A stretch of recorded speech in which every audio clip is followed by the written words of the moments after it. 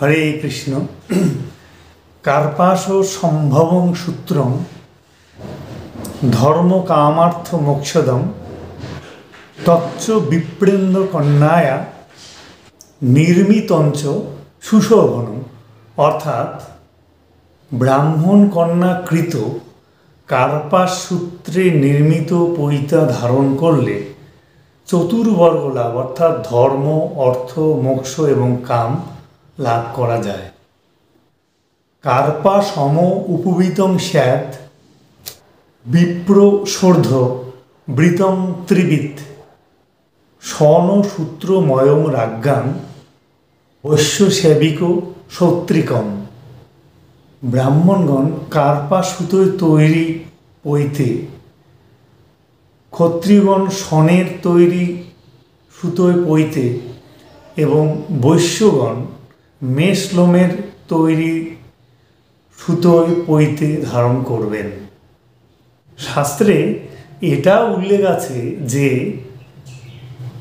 ঋক সাম যজুষাং চৈব বেদ ভেদেন লক্ষণং কন্ধে সূত্রং সমাদায় নাভিরুদ্ধং স্তনাদধ ঋচা মেতদ্ধি যজুষাং নাভিমাত্রং তথৈব চ সাম্নাং মূলাদাম বাহর দক্ষিণা রত্নিমানিতম।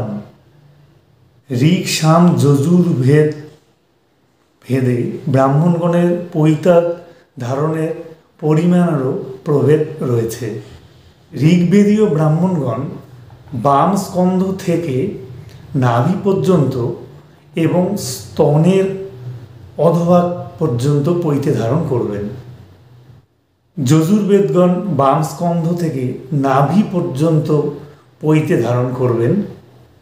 সামবেদীয় ব্রাহ্মণগণ বাম স্কন্ধ থেকে ডান হাতের অরত্নি অর্থাৎ ডান হাতের কনিষ্ঠ আঙ্গুল পর্যন্ত পৈতে ধারণ করে থাকবেন।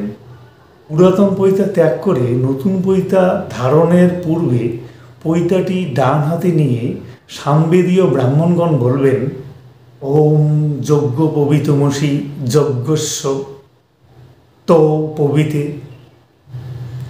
নোপো নেজ্ঝামি।